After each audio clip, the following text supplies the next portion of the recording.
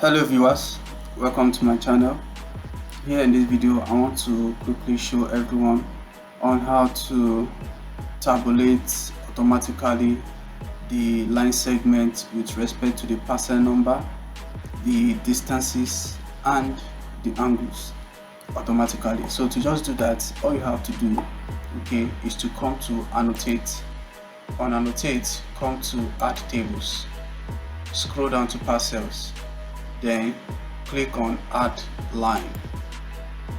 So when you click on add line, come to this green icon, click on it, then you highlight everything in your work environment, then you click on enter, then you click on convert all selected labels to tags.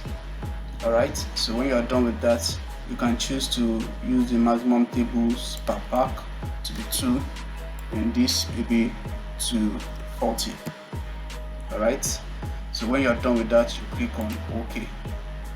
So you cannot choose a particular side of your work environment where you want the table to be, and you click on it. So automatically you are going to see the table tabulated with the length and the direction, the angles of each parcels with respect to each parcel. Therefore, for L1 133, alright, the ID for L1 133 according to the table is 11.68 meters, 80 degree 32 minutes. Alright, so you can still adjust it if you want to by clicking on the table. Alright, come to table properties, click on it, then you click on table properties. So here you can decide to make it 20. If you want to split it more, then click on OK. So you can see it has subdivided it into just 4 divisions. Alright, and in case yours is showing the quadrant, which is the northwest, southeast and all that, alright, you can edit that by clicking on the table. You come to the table properties, you come to edit table styles. Alright, on your edit table styles, you can come to the length division of it, then you double click on this.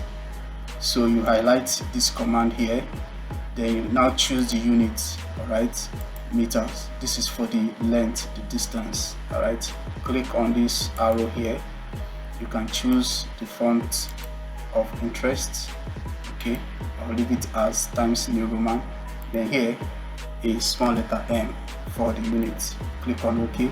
So here for the directions, you double click on that, then you highlight the command here. So you can see here, you make sure you choose degree, here degree, minutes and seconds. If yours is not there, you double click to choose. Alright, so here, therefore the most important thing, the measurement type, you double click.